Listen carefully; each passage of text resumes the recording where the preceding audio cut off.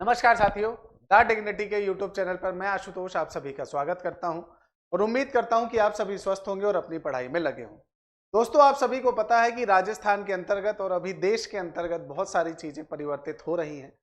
कुछ लोग उसे सकारात्मक परिवर्तन मानते हैं, कुछ उसे नकारात्मक परिवर्तन मानते हैं और अपनी अपनी दृष्टि है, गलत कोई भी नहीं होता है, देखने का नजरिया होता है। वर्तमान में राजस्थान में आपको पता है कि अभी चुनाव आपका हाल ही में संपन्न हुए, विधानसभा चुनाव, और नई राजनीतिक पार्टी जो बीजेपी है उसे आपका जो है शासन में आने का मौका मिला।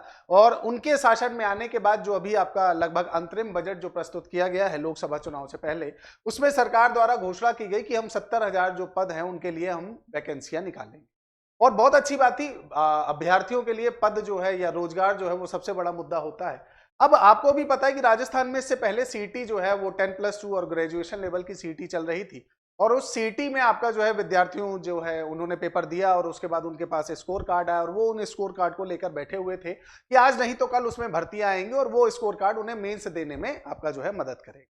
अब अभी कुछ दिन पहले ही आपने देखा होगा, 2 से 3 दिन पहले आपका जो है एक नोटिस इशू हुआ और सरकार द्वारा बताया गया कि भाई जो सबसे ज्यादा फेमस जो लगभग 4 से 5 साल से आपकी वैकेंसी नहीं आई है एलडीसी वाली, आपका उसकी वैकेंसी जो है वो अब निकाली जाएगी और उसके पद संख्या बताई गई और उसके साथ साथ कुछ और 4-5 पद थे वो भी बताए गए कि भाई ये कब कब इनकी परीक्षा करी जाएगी, है ना, इनके फॉर्म कब निकलेंगे, इनकी परीक्षा कब होगी और इसमें विद्यार्थी कैसे आपका जो है मेंस में बैठेंगे, वो आपका जो है उसमें बताया गया। तो इस वीडियो में हम सीटी के बारे में, राजस्थान की जो वर्तमान सीटी है उसका एक छोटा सा विश्लेषण करेंगे और आप जरूर कमेंट में बताइएगा कि आपके अनुसार आपको क्या लगता है कि सीटी रहनी चाहिए या इसे हटाना चाहिए, वो निर्भर आप पर करेगा।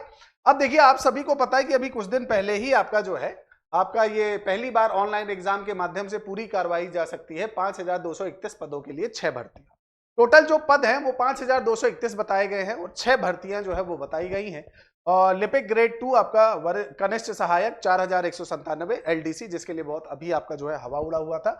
एलडीसी के लगभग 4,197 पद है। आवेदन 20 फरवरी से 20 मार्च तक चलेगा और परीक्षा 11 अगस्त को होगी।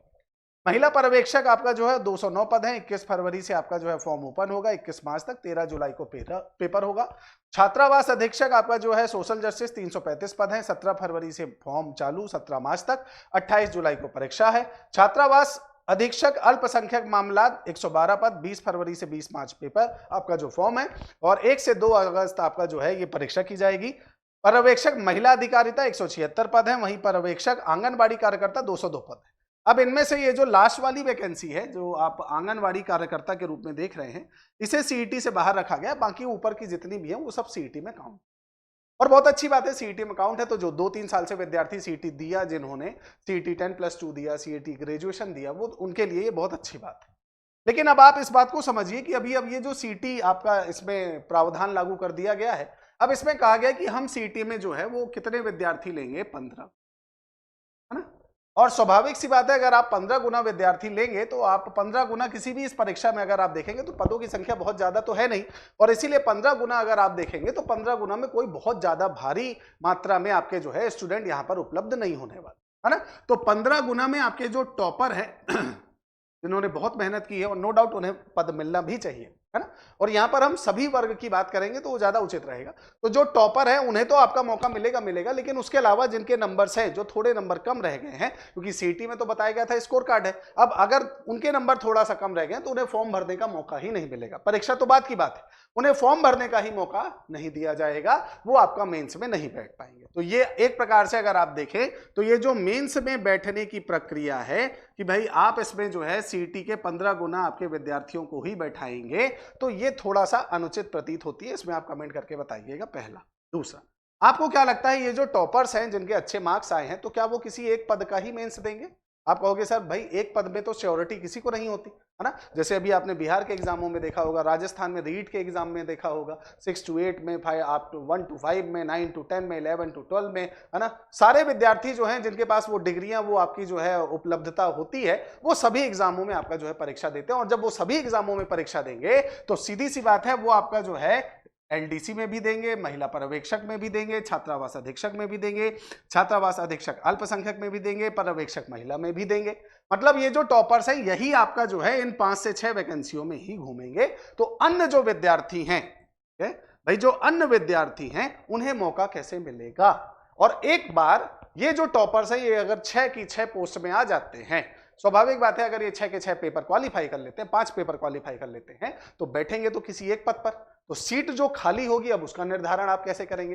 तो कहने का अर्थ यह है कि एक ही प्रक्रिया के कारण जो है बहुत सारी अन्य प्रक्रियाएं बन जाएंगी और डायरेक्टली और इनडायरेक्टली, प्रत्यक्षतः और अप्रत्यक्षतः जो विद्यार्थी हैं उनके ऊपर बहुत ज्यादा सामाजिक, आर्थिक और एक प्रकार से अगर देखा जाए तो मानसिक प्रताड़ना आएगी कि सीईटी देने के बाद भी, इतने नंबर आने के बाद भी, 2 से 3 साल बैठने के बाद भी, स्कोर कार्ड हाथ में रखने के बाद भी हमें फॉर्म भरने का मौका नहीं मिल रहा। तो ऐसी ये जो प्रक्रियाएं अभी सीईटी के अंतर्गत चल रही हैं या ये जो कार्यक्रम चल रहा है, मेरे अनुसार, मेरी जितनी सोच और समझ है उसके अनुसार शासन को इसमें कुछ ना कुछ परिवर्तन करना चाहिए। या तो 40% आपका जो है मिनिमम वाली जो एलिजिबिलिटी है उसको लागू कर दें ताकि 40% वाले फॉर्म भर सके, फिर उसके बाद आप मेंस में निर्णय करिएगा कि कौन आपका योग्य है कौन अयोग्य है। लेकिन आप फॉर्म भरने से पहले ही उसे अयोग्य बना देंगे तो फिर कैसे काम चले।